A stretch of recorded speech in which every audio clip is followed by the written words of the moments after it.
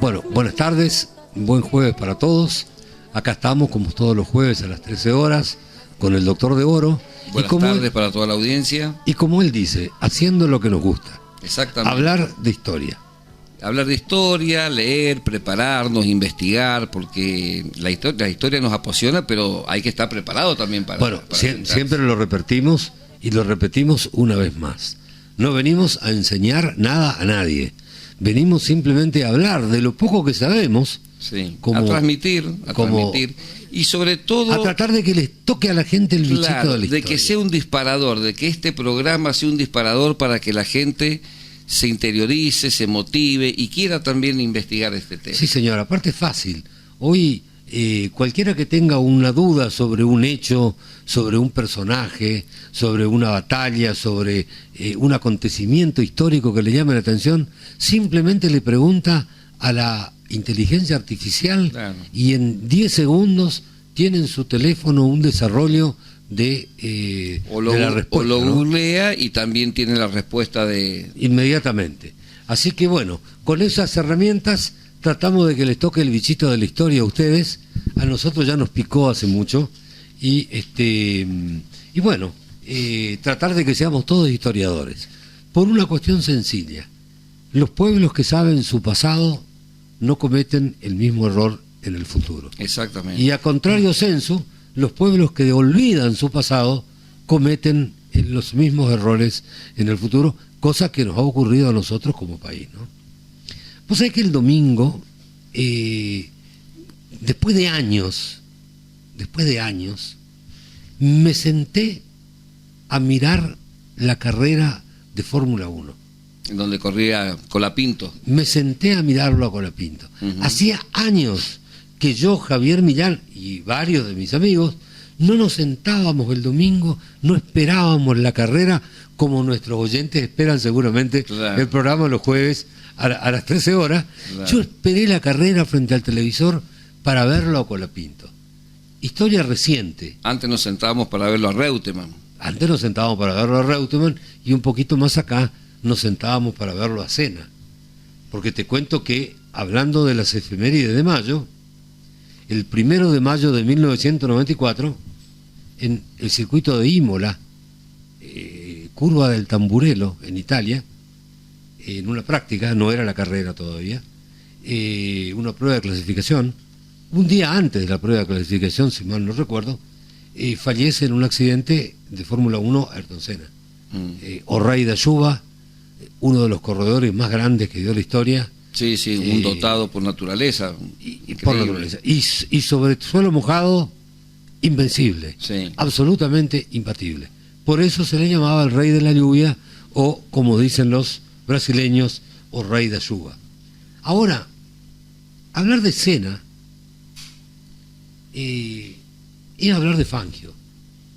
Bueno, Senna tenía una gran admiración por Juan Manuel Fangio, incluso en una oportunidad que Senna gana la carrera y estaba arriba del podio, y Fangio se acerca para saludarlo.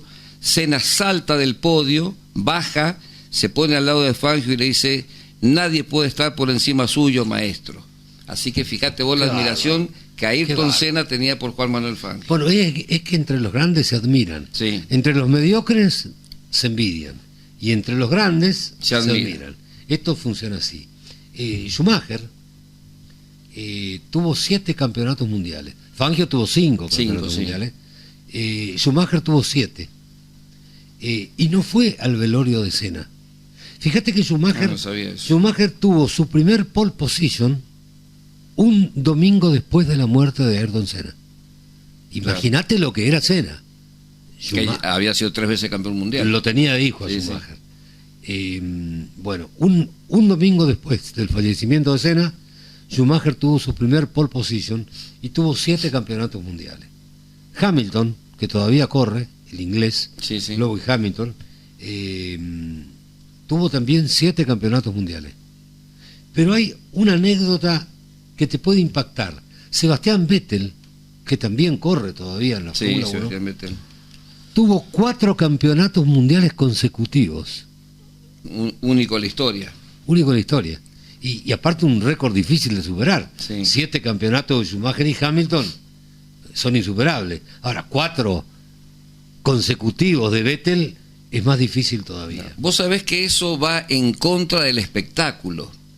Me lo decía un amigo que le gusta mucho ver lo que es carrera de moto, pero también le gusta la Fórmula 1, y me decía, vos sabés que eso va en contra del espectáculo, porque a vos te gusta ir a ver, o ver por televisión, un partido o una carrera que esté peleada y que vos no sepas quién va a ganar. Y cuando hay un ganador así tan absoluto, como que pierde sabor el espectáculo. Pierde sabor. En eso te doy la razón. Absolutamente. Bueno, te cuento que Senna ganó 3 campeonatos mundiales, 88, 90 y 91. Y en 1988 se corona campeón en el Gran Premio de Japón. Mira. Resulta ser que al momento de la largada, pero escuchá esta porque es única también de Senna y creo que va a ser insuperable en la historia. Le falla el auto. Le queda parado el auto. Y como era una pendiente descendiente, arrancó igual sin ayuda humana, porque una vez que estás en la grilla ya... Claro, quedás descalificado. Bueno, ahí él pudo volver a arrancar el auto con el impulso de la bajada, digamos. Gracias a Dios había una bajada para él ese día. Arrancó el auto, pero quedó en el puesto número 14.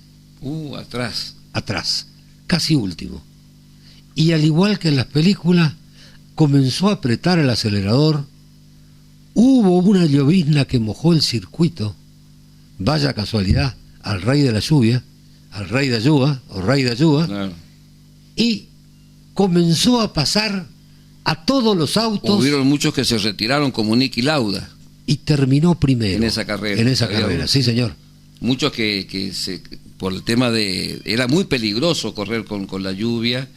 Incluso Niki Lauda, esto ya era después del accidente que tuvo, que se quemó prácticamente toda la cara y la cabeza, y ellos habían propuesto que los días de lluvia no se corriera porque era muy peligroso, y muchos corredores empezaron a abandonar, entre ellos Niki Lauda, y gana Ayrton Senna. El rey de la lluvia. El rey de la lluvia en esa carrera. ¿Qué tal? Pero lo más lindo es que quedó casi último, y los comenzó a pasar a todos y terminó primero. Esa es la fibra del campeón. Esa es la fibra del campeón. Bueno, ahí se inmortalizó, ¿no? Esa es la fibra del campeón. Vos sabés que hubo otra vuelta mágica, recordada, porque un día en Alemania, en 1984, querían hacerlo correr a Fangio, que no quiso correr. La Mercedes-Benz organizó en Inglaterra no una carrera de Fórmula 1 oficial dentro de lo que es la Fórmula 1, sino reunió a todas las estrellas de la Fórmula 1 y corrían todos con un mismo auto, un auto igualito, con un Mercedes-Benz 190E. Entonces, para equipararlos a todos. Pero tampoco era correr para ganar. Era, era una demostración. Una demostración. Fangio no quiso correr, ya era de avanzada edad. Ya estaba viejo, sí. Corrió Reutemann, corrió Niki Lauda, corrió Alain Prost, que también fue varias veces campeón mundial, francés. Keke Rosberg. Fíjate las estrellas que te estoy contando. Y, bueno, por supuesto ganó Senna. ¿Por qué ganó Senna? Porque corrieron en Inglaterra, en un circuito que queda cerca del bosque donde Shakespeare, Shakespeare no, donde se escribió la historia de Robin Hood. Sí. Bueno, ya nos vamos a acordar. Bueno, ahí corren todas estas estrellas y gana Niki Lauda con la lluvia. Pero tengo 2 anécdotas más de la Fórmula 1, porque lo de Colapinto me dejó contento el domingo. Hacía años que no me sentaba a mirar una carrera de Fórmula 1 como lo hice, y sobre todo corriendo un argentino como Colapinto. Evidentemente Messi le trajo suerte a Colapinto, porque es la mejor clasificación que ha logrado Colapinto, y antes de la carrera estuvo con Messi, con la familia. ¿Sabías vos? Sí, señor. En Miami. Sí, señor. Me dijo un amigo... Messi trae suerte. Me dijo un amigo, si Messi y Colapinto tomaran mate en sus eventos públicos, la yerba valdría millones de dólares. Y bueno, hay que proponerle que tomen mate, sobre todo con yerba argentina. ¿Cómo todavía no se nos ocurrió? ¿No? Bueno, seguimos. Resulta ser que un día, en Argentina, en 1974, en el Gran Premio de Argentina, se corría acá en Argentina el Gran Premio, venía primero Carlos Reutemann e iba a ganar la carrera. Y en la última vuelta, en la mitad de la última vuelta, se le acabó la nafta. Ah, sí, sí, la historia que se quedó sin... Venía primero, sí, sí. Venía primero en la Argentina, porque Sí, Senna sí. también pudo ganar en Brasil. Creo que Perón era el presidente en ese momento. Perón era el Sí. presidente, salió de casa de gobierno de manera urgente cuando le contaron que era inminente El triunfo. el triunfo de Reutemann, salió de la casa de gobierno y se fue al palco desesperado. Los políticos no se pierden ese tipo de cosas para la foto, no, esos eventos, para la sí. televisión, ni aún Perón, ¿no Seguro. es cierto? Y no obstante, cuando llegó se enteró de que Se había quedado sin nada. se había quedado sin nafta. Pero ¿por qué también se quedó sin nafta? No era una negligencia, fue una estrategia fallida, porque ahora los corredores de Fórmula 1 tienen medidores del tanque que le da hasta los metros. Claro, sí, sí, sí, el tiempo pueden, que le queda. que pueden recorrer, el tiempo, los metros a tal velocidad, etcétera. En aquella época era una aguja como la que tenemos nosotros en el velocímetro, Claro. donde calculábamos si nos Más o alcanzaba menos, a ojo de buen cubero. a ¿no? ojo de buen cubero.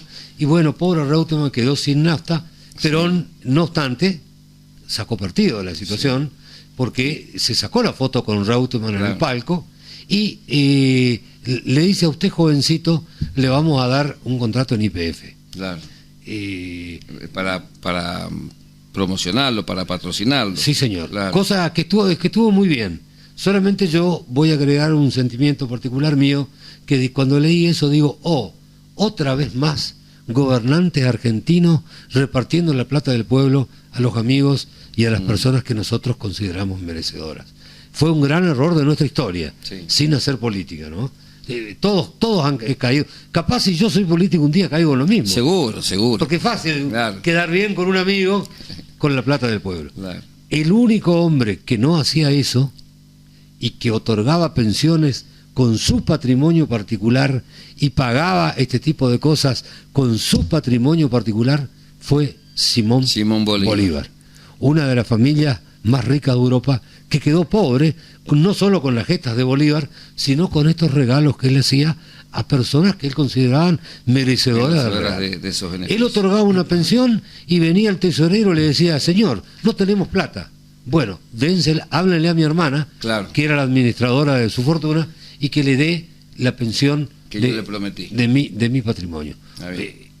Eso creo que no lo ha hecho ni un político en el mundo, Y es salvo Simón Bolívar. Difícil ¿no? de encontrar. Es difícil encontrarlo. Así es. Pero te cuento la última. Sí, sí, cuente. La última.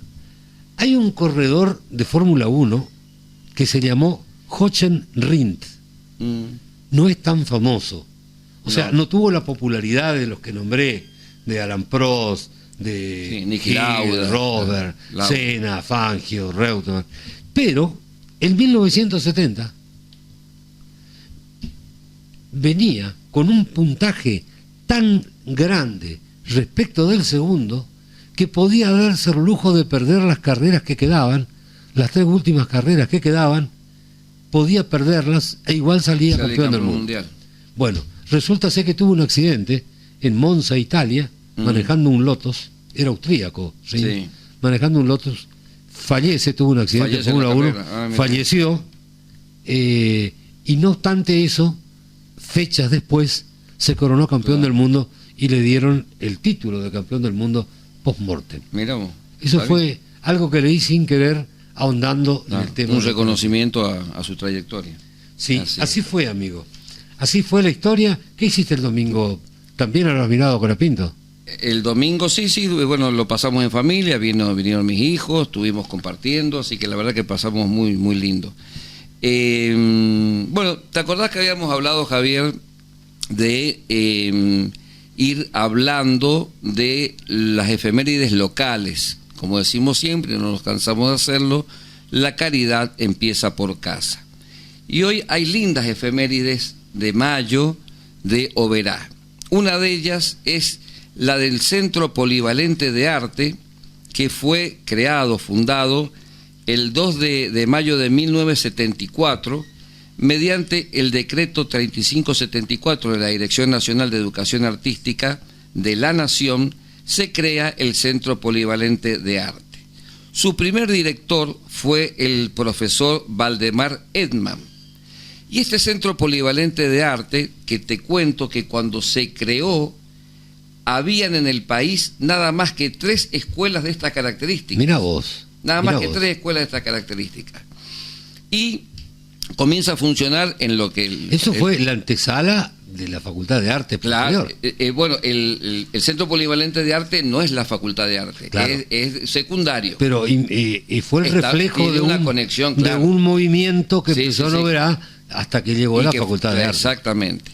Bueno, el profesor Valdemar Edman fue su primer director y comenzó a funcionar en el edificio del Colegio Nacional. Estuvo ahí 25 años, hasta que se trasladó a donde está ahora, que es la calle Antártida Argentina y Ushuaia. Y habla de artes musicales, de danzas, de origen folclórico y popular. Y tenemos un artista local, que es el señor Caroso Sueta, Mira vos. que en una entrevista que le hicieron dijo lo siguiente. Lo escuché cuando era joven en El Dorado, hace Sí. muchos años. Dijo lo siguiente el señor Caroso Sueta. Contó que sus padres no tenían la plata para pagarle a él clases privadas de música y de canto. Y que gracias a este centro polivalente de arte, Mirá vos. él pudo aprender piano, Mirá flauta vos. dulce Mirá vos. y coro. Fíjate vos Qué lo bárbaro. importante. Porque todo es técnica, ¿eh? Todo es técnica, pero cómo estas escuelas populares... Más allá del talento de los músicos, Sí, sí, sí. tienen que tener técnica, si no... Pero digo, cómo estas escuelas populares, públicas, ayudan a los artistas locales. No Así, solamente a los increíble. artistas, ayudan a la juventud, los alejan de la droga. Nosotros cuando éramos jóvenes, a vos también te habrá pasado lo mismo, que íbamos a la secundaria, no conocíamos la droga. No, Sin embargo, cuando salíamos de la escuela, nos íbamos de la escuela de comercio, Sí, sí. salíamos a las 5 y piquito de la tarde, 5:10, y antes de irnos a casa o a otro lugar, nos reuníamos en la biblioteca popular, porque ahí había juegos de ajedrez, Claro. que no... era difícil de encontrar. hoy están los juegos de ajedrez chinos, que cualquiera tiene en la casa, andan tiradas las Sí. fichas por todos lados. No, en aquella época nadie tenía un tablero de ajedrez con las fichas. Entonces, allí había en la escuela, en la biblioteca que estaba pegada a la escuela, había varios tableros de ajedrez. Claro, se podía participar ahí. Y nosotros jugábamos al ajedrez hasta la tardecita, hasta que entraba el sol y ya nos íbamos a nuestras casas. Claro. La biblioteca popular, fíjate vos, era un lugar de encuentro. Lo que vos me estás diciendo Exactamente. de este lugar que comentaste, y esas cosas nos alejaban de la droga. Yo llegué a ser grande sin conocer lo que era un curso de droga. Gracias a Dios no pasamos por esa situación que Gracias a nuestros Dios. hijos y nietos lo tienen que sufrir. Y hoy no hay clubes de básquet como había en nuestra época, no hay clubes de fútbol como había en nuestra época, clubes de barrio, el campito, en cada barrio había un baldío, y ahí nos juntábamos a jugar al fútbol, etcétera, y todas esas cosas nos mantenían alejados de la droga y alejadas de las estupideces que corrompen la juventud. Exacto. Eso creo, ¿eh? Y cada chico que entra a un club es un chico rescatado de la calle, eso Sí, hay sin que duda. valorarlo. Sin duda. Bueno, contame otra anécdota, Te cuento Javier. que vos contaste el programa pasado, hablaste del club social. Sí. Entonces yo le mando el programa, una vez que Cus, hijo, desde Buenos Aires, Claro. nos manda, Lo edita. y nos manda el video, le mando el programa a varios amigos, Exacto. a mi Yo hago lo hermana, mismo, sí. y a varios amigos que son clientes fijos, digamos, del programa. Entonces le mando a la señora Perla Guatini, Ah, mira. que es hermana de mi pareja. Sí. Mi cuñada, digamos. Le mando y a la noche me devuelve y me dice, muy lindo programa. Y te cuento que yo me casé en el club social. Mira vos. Fíjate vos. Claro, la anécdota para ella directa. ¿Qué te parece? Exacto. Y así tanta gente, ¿no? Sí. Bueno, yo creo que ahí nos están haciendo señas. Terminamos esta primera parte, vamos al tema musical y seguimos en un ratito. Bueno. Empezamos entonces con la segunda Retomamos. parte. Colega, te toca a vos. Bueno, te quería contar que también, recién hablamos del Centro Polivalente de Arte, también el Colegio Concordia, que está cumpliendo ahora 55 años de vida, toda una institución dentro de nuestra sociedad, el día 3 de mayo de 1971 fue creado. Comenzó el ciclo lectivo con apenas 18 alumnos de un jardín de infantes, seguramente. Pero hoy es una institución Sí, grandísima. con todo. un jardín de infantes muy precario, bajo la dirección de la señora Norma Beatriz Jos. Y quería contarte algo, que esto son las cosas lindas que uno descubre cuando empieza a investigar la historia y las efemérides. En 1971 arranca el Colegio Concordia y, como todos sabemos, son trámites que llevan mucho tiempo. Sí, señor. De regularización, de currícula, etcétera, etcétera, etcétera. En el año 1973, ya hacía 2 años que el colegio estaba funcionando, había un senador nacional por Misiones que fue el doctor Miguel Moreira, repito, senador nacional por la provincia de Misiones. Lo conocí personalmente. Sí, yo no tuve la suerte de conocerlo, pero sí a su hijo, a Vicky Moreira. Excelente persona. El doctor Miguel Moreira, senador nacional, se ofrece para activar y diligenciar todos esos trámites que hacían falta ante el Ministerio de Educación de la Nación. Recordemos que en 1973 mandar una carta en papel de Oberá a Buenos Aires tardaba una semana. Imagínate vos si tenías que mandar carpetas, currículum y demás, era mucho tiempo. Bueno, estas son las cosas lindas que me gusta destacar y me gusta contarlas, si bien, repito, yo no lo conocí personalmente al doctor Miguel Moreira, padre. ¿Por qué? Seguramente sus nietos, sus hijos, sus familiares, primos, etcétera, y la comunidad dirá, fíjate vos cómo este hombre se ofreció para hacer un diligenciamiento para que funcione una escuela en Oberá. Mira, el doctor Moreira era un señor, como abogado era un señor, tuve la oportunidad, fui vecino de él, era mi vecino, antes de fallecer, vivía a la vuelta de casa, hicimos trabajo juntos y con él aprendí a pensar, porque él me escuchaba a veces los argumentos de algún caso que llevábamos juntos. Generalmente yo llevaba el caso y hacíamos juntos con él, cuando se me quemaban los libros a mí, digamos. Exacto. Y él me escuchaba y me decía, sí, todo muy lindo, Javier. Me lo dijo más de una vez. Todo muy lindo, Javier. Pero deberíamos también nosotros reparar un poquito en qué es lo que va a pensar el contrario. Porque si queremos ganar, deberíamos imaginarnos qué va a pensar el contrario. Y con esa lógica aprendí a pensar el derecho de una mejor manera que antes. Por eso digo, aprendí mucho del doctor Moreira, padre, quien fue mi amigo personal. Sí. Un día apelo y una resolución de su hijo, que era presidente de la Cámara, otro gran tipo, ¿no? Sí. Vicky Moreira, que era presidente de la Cámara, me firma una resolución y en contra. Claro. Entonces apelo.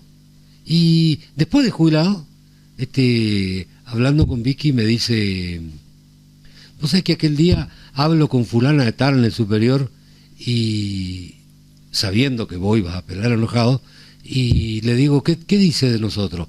Ah, me dijo, a ustedes le da con un caño, del que habló muy bien fue de tu papá. Pero bueno, bien. Así es la vida, ¿no? Por eso digo, son lindas estas historias, sí, señor. Y en donde podemos mostrar la solidaridad de un vecino.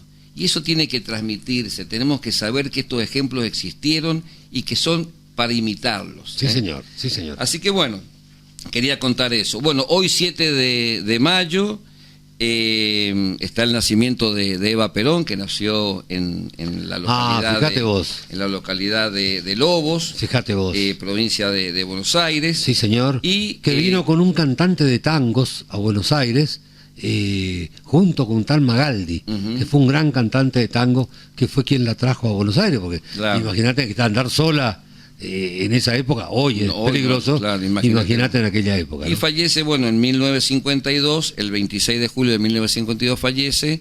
Si hay una persona que dividió las aguas en la República Argentina, fue Evita, sin lugar a dudas. Amada por muchos, odiada por otros, bueno, pero son esas personas que marcan una este programa de historia no podemos dejar, no podemos obviar a veces de nombrar ese tipo de personajes, porque estemos de acuerdo políticamente o no con las ideas de Evita.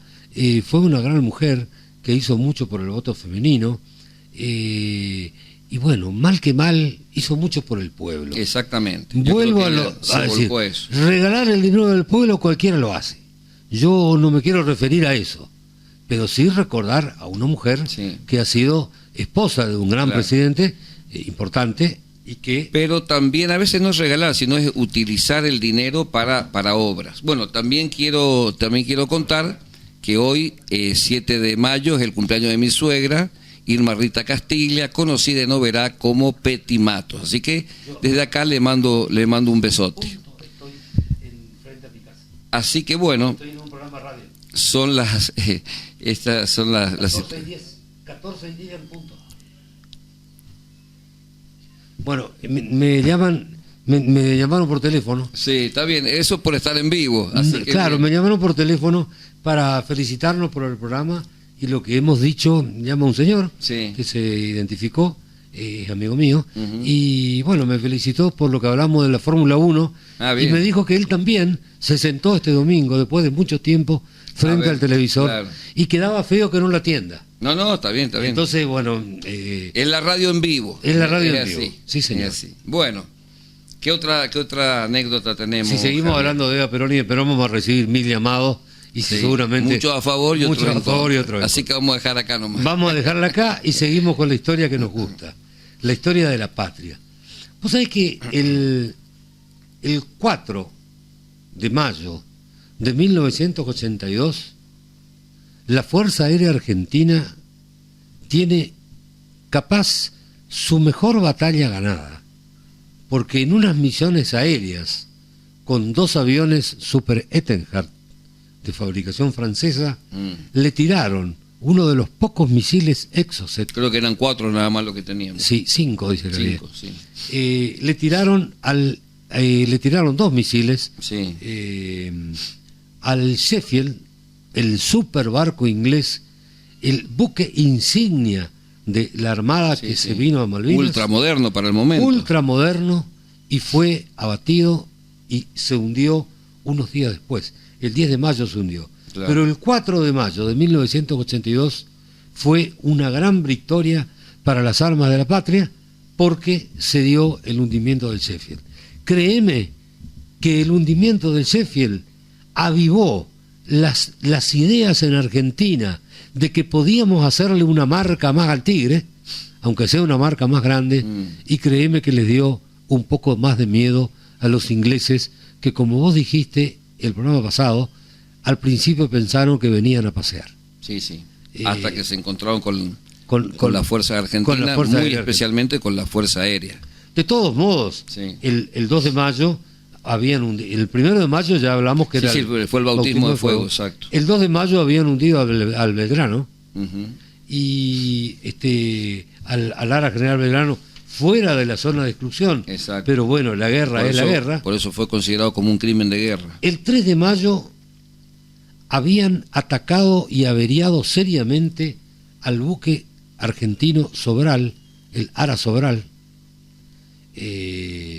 y el 4 de mayo del 82, el hundimiento del Sheffield comienza a equiparar de vuelta el resultado de la guerra que se venía perfilando hasta ese momento a favor de los ingleses por la cantidad de aviones que venían perdiendo, como ya hablábamos los argentinos, que iban, cumplían sus misiones, eran esperados a la vuelta por los Sea Harrier, Claro. con misiles aire-aire, y no podían Y regresar era al muy continente. difícil escapar a esos misiles. Bueno, el hundimiento del Sheffield vuelve a equilibrar por lo menos las expectativas de los argentinos respecto de los ingleses, Exacto. que bueno, con esto se volvieron a dar cuenta de que no era un paseo No. austral el que estaban haciendo. No venían un día de pesca. Fíjate que después, unos días después, el 7 de mayo, un día como hoy es 7, ¿no? Sí. Bueno, hunden el Hércules. Y bueno, Argentina hundió varios barcos. Cada barco que hundía le costaba 3 o 4 aviones. Y sí. Ese era el problema y no se podía reponer. Aquí vuelvo a repetir lo que siempre digo cuando hablo de las guerras. El tema de las guerras es la reposición de los elementos perdidos, Claro, del armamento sean perdido. materiales o humanos. Nosotros no teníamos capacidad de reponer ni aviones, ni misiles, Ni pilotos. ni pilotos. Exacto. Ellos, desgraciadamente, sí, porque son países con dinero, son países acostumbrados a las guerras, y cuando tienen que pagar mercenarios los pagan. tienen que venir los Gurkha. No hay tantos ingleses para ir a Ganso Verde. Bueno, que vayan los Gurkha. ¿Cuánto cobran? Le pagamos y actúan como mercenarios. Exacto. Y terminó el problema.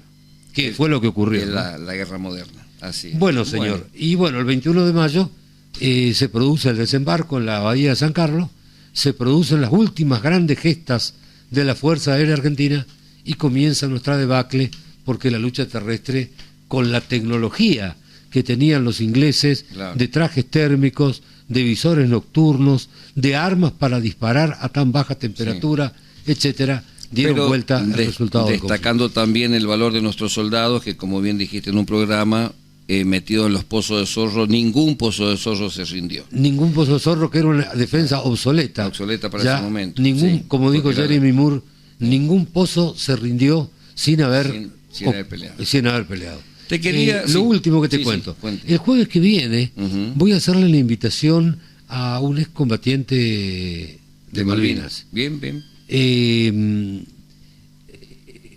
Para que nos cuente, no sé si una anécdota de la guerra, porque debe ser difícil para ellos recordar con micrófono abierto, temas tan traumáticos. Claro. Pero nosotros, con todo respeto, le haremos algunas preguntas para tratar de saber en forma directa de alguien que estuvo ahí. Vivencias que tuvieron ahí. Vivencias de la guerra terrestre. Exacto. Porque este señor es excombatiente y combatió en la guerra terrestre. Claro, el ejército argentino. Después del desembarco, camino a Puerto Argentino para Buenos Aires. Te quería contar, Javier, y a toda la audiencia, que cada vez va creciendo más y nos están escuchando, por suerte, que en el mes de mayo de 1990 nace el Centro Amigos del Ciego. Centro Amigos del Ciego. Acá en Oberá. En Oberá. Que como habíamos hablado un poquito antes de comenzar el programa, viste que en las sociedades en general, los extremos, llámese infancia o llámese vejez, son un poquito raleados. ¿Dónde está la fuerza? En el centro. Sí, señor. El gobernante, el industrial, el productor, sí, el profesional, el trabajador, ahí está la fuerza. Desde la juventud hasta la vejez. Exacto. Y también las pequeñas minorías, como pueden ser las escuelas de hipocúsico, las de sordo, las escuelas de, como este centro Margarita Higa, que después toma el nombre de Margarita Higa, para los ciegos. Bueno, evidentemente, a partir del año 1990, esta institución fue fundamental para la contención, inclusión y aprendizaje de las personas privadas de la vista.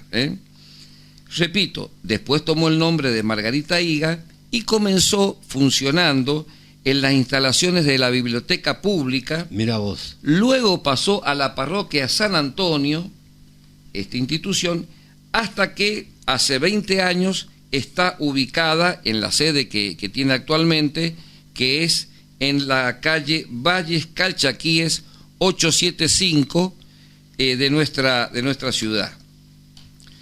Mientras leí el artículo, investigaba un poco, vi que se destacaba mucho un reconocimiento a la señora Mirta Montero, que fue una gran colaboradora en la creación y en la difusión de este centro, de esta institución. Mira vos.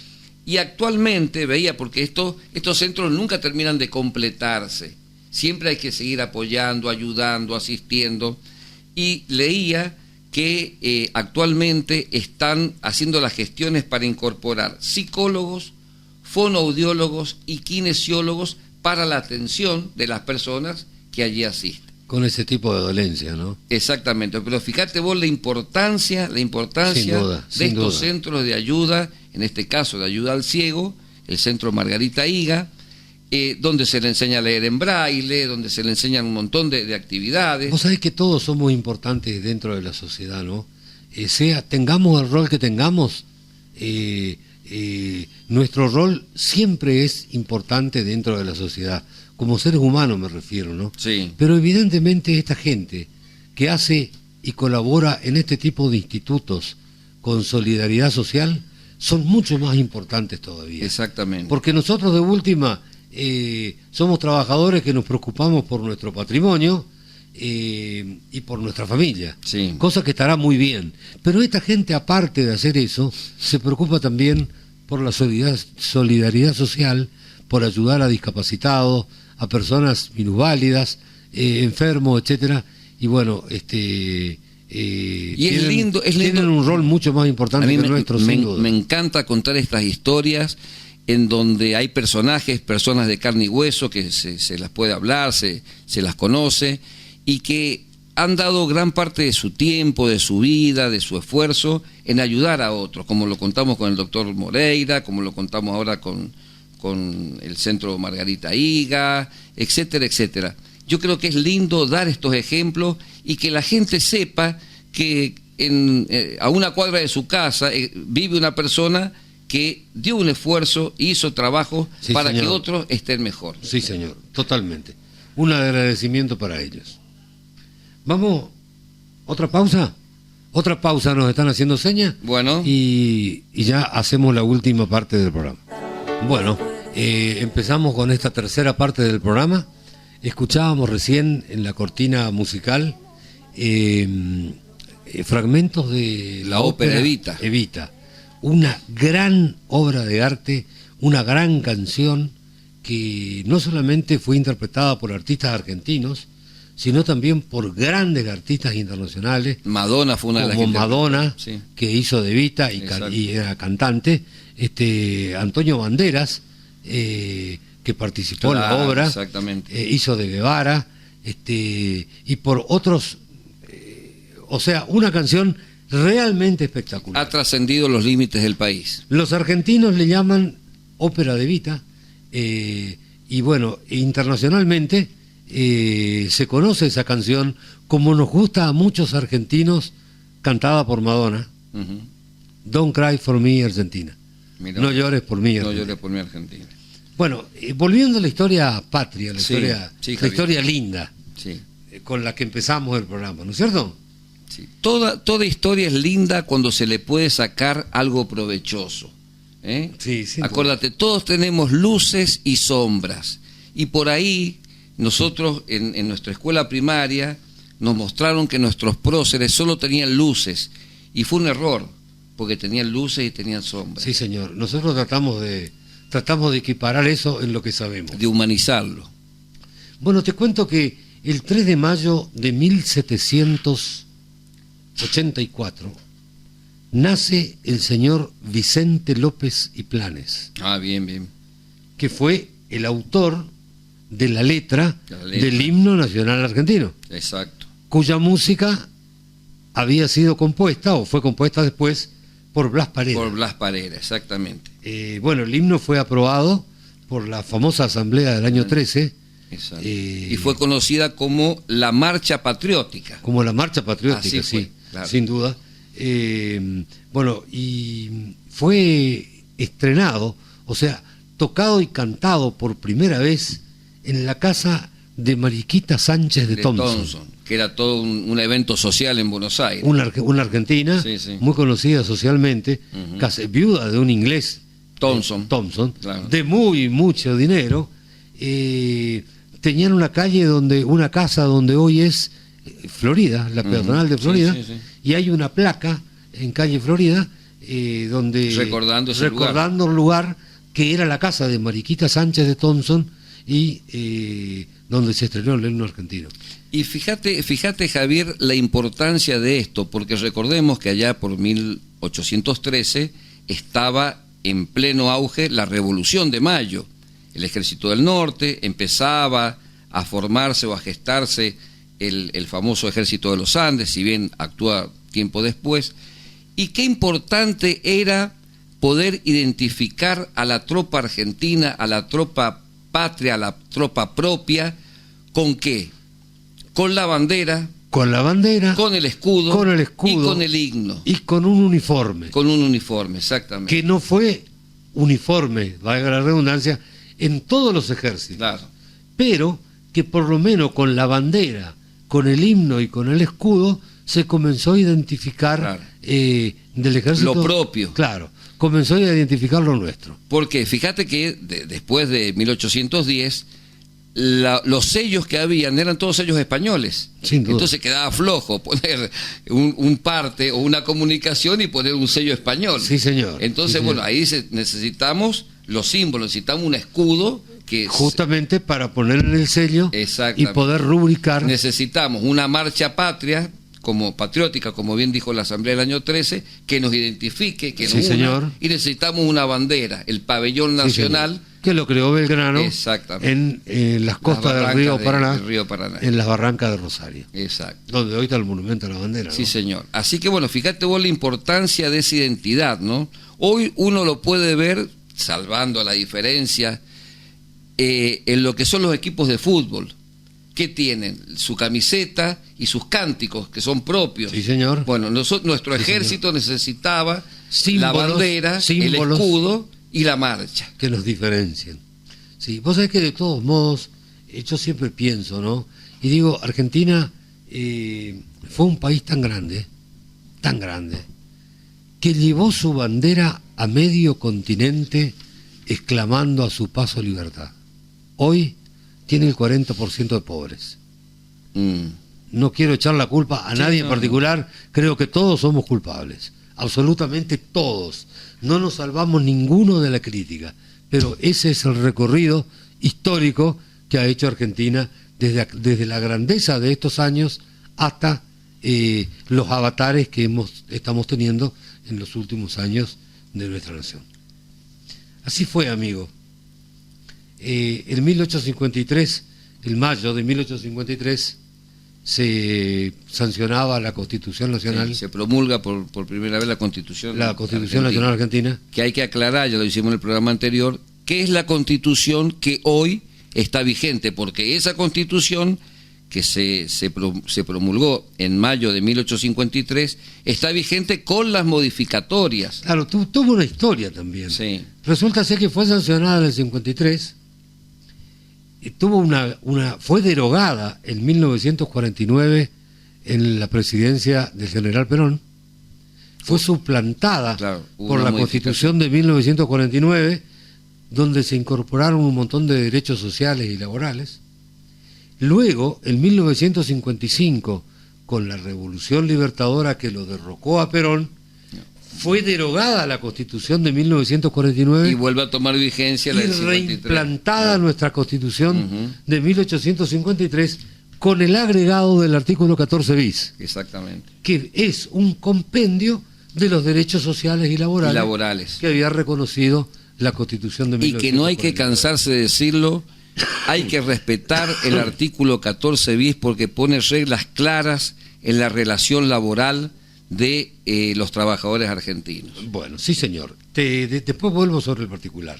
Te cuento que esa Constitución de 1853, reimplantada por lo que se llamó Revolución Libertadora, fue un golpe de Estado, un golpe de Estado. En 1955, perpetrado por Aramburu, Lunardi y Rojas, contra la segunda presidencia de Perón,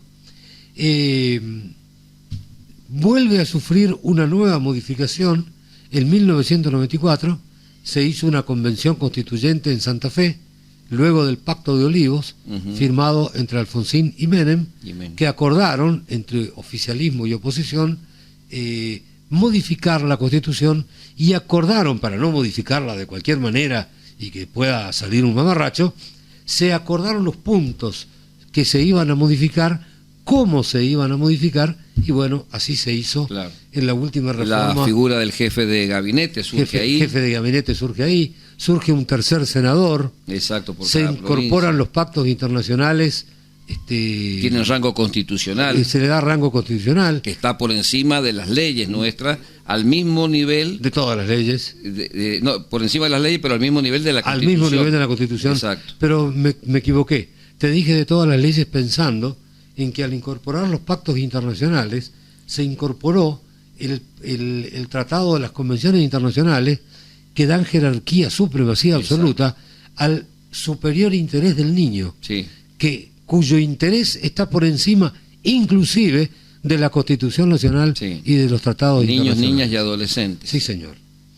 Bueno, es una reforma que yo creo que fue buena. Se modernizó bastante. Se acortó el periodo presidencial. El periodo, que eran 6 años, se acortó a 4, con la posibilidad de reelección inmediata, que antes no existía, ¿no? Había que esperar un periodo y luego la reelección. Lo que pasó con Irigoyen, por ejemplo. Sí, señor. Bueno, o sea, ese fue el camino constitucional nuestro y te cuento, capaz para terminar el programa, que el 3 de mayo, el 5 de mayo de 1821, muere Napoleón.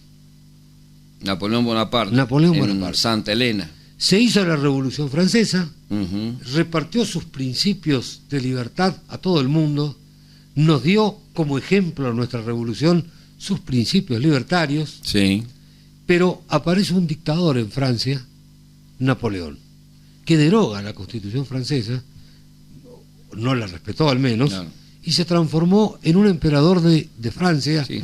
que invadió un montón de países Un de Europa. absolutismo. Un absolutismo. Entre otros, invadió a España en 1808, Lo puso a su hermano como... lo toma gobernante. preso al rey Fernando VII, Ujú. que era soberano de todo el reino de España, que incluía América, Latinoamérica, ¿no es cierto? América del Sur, América Central y parte de América del Claro. Norte también.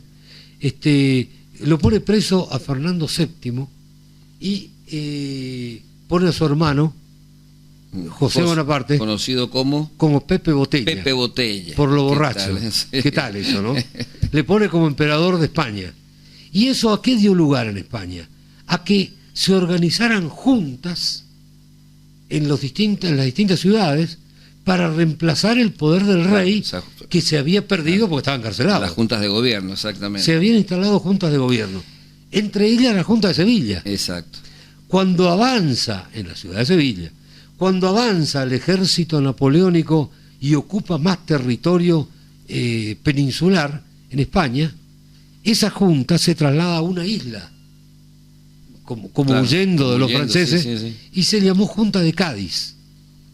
Y bueno, las Provincias Unidas del Sur, siguiendo el ejemplo de esas juntas que se hacían en España para reemplazar el poder del rey que estaba detenido, acá también se hizo nuestra Claro. primera junta de gobierno. Claro, fue, sin lugar a dudas, Javier, fue un gran disparador para la revolución de 1810, porque al caer preso Fernando VII en 1808, empieza el cuestionamiento de si no tenemos rey, ¿por ¿Qué hacemos? ¿por qué tenemos que respetarlo? Tenemos que respetarlo a José Bonaparte, Pepe Botella, Claro. hermano de Napoleón, O nos independizamos. Mientras el rey esté preso, hacemos una junta de gobierno Claro. para irnos gobernando. Exacto. Fíjate vos ¿Y cómo son qué los movimientos hicieron acá en históricos, América? ¿no? Terrible, ¿no? Sí. Y fíjate qué hicieron acá en América. Dijeron, bueno, de paso, nombramos una junta Y nos gobernamos y nos nosotros gobernamos nosotros mismos. Claro. Y comenzó el proceso de independencia que culmina con la batalla de Ayacucho, en la que el general Sucre, segundo de Bolívar, termina de derrotar militarmente A los españoles. a todos los españoles y quedan absolutamente expulsados de América, y América quedó como está ahora, Exacto. con un montón de países. Esa no era la idea de San Martín, tampoco era la idea de Bolívar, pero la idea de Bolívar yo la divido entre la idea que decía Bolívar y la idea que hacía Bolívar, porque Bolívar quería una América unida, pero resulta que fue él quien la dividió en muchos países. Claro. Por ejemplo, le dio rango de país a Ecuador, que era una provincia de la Gran Colombia. Sí. Le dio rango de país a Bolivia, que era parte del virreinato de las provincias, parte de Argentina, Y de lo que hoy es Argentina. Y así América se dividió Sí. en vez de unirse. Bueno, pero también hay que ver las idiosincrasias de cada región. Habíamos recordado que en 1811, con el Ejército del Norte que llevaba a Belgrano, fue el gran disparador para la independencia de Paraguay. ¿Por qué? Sin Porque duda. Paraguay dijo, ¿por qué voy a seguir dependiendo de Buenos Es que Aires? también cada pueblo tiene Quería su propio el gobierno. mismo derecho de los porteños Exacto, de exacto. ejercer O su sea, propio gobierno. dependíamos antes del rey, ahora vamos a depender de Buenos Aires, no. Nos independizamos. Y lo mismo habrán pensado Colombia, Perú, Etcétera. Con Uruguay, Bolivia, que después. sufrió un proceso de independencia distinto, porque Sí. Uruguay nace, siempre se por la posición geográfica. claro, siempre se proclamó, Uruguay se autoproclamó como parte de las Provincias Unidas del Río de la Exacto. Plata hasta después del movimiento de los 33 orientales, etcétera. Pero un día Argentina pelea con el Brasil. Le gana la guerra a Brasil, exacto, porque tenía todos los cuadros de los oficiales que habían sido entrenados con San Martín y habían peleado a las órdenes de Bolívar, o sea, tenían el mejor equipo. Le dieron una paliza a los brasileños terrible en la batalla de Ituzaingó, como ya hemos comentado, pero cuando pactan la paz, se hace un tratado y se le pone a Uruguay, se decide que Uruguay sea un país independiente, y de esa manera no formaba parte ni de Brasil ni de Argentina, la provincia unida de Argentina. Y fue una lástima, Uruguay termina siendo un país separado de Argentina. A despedirnos, señores, de la audiencia. Hasta el próximo jueves. Gracias, Roberto, nuestro musicalizador. Ha sido un gusto. Hasta la próxima. Publicite en la radio 3755 525819.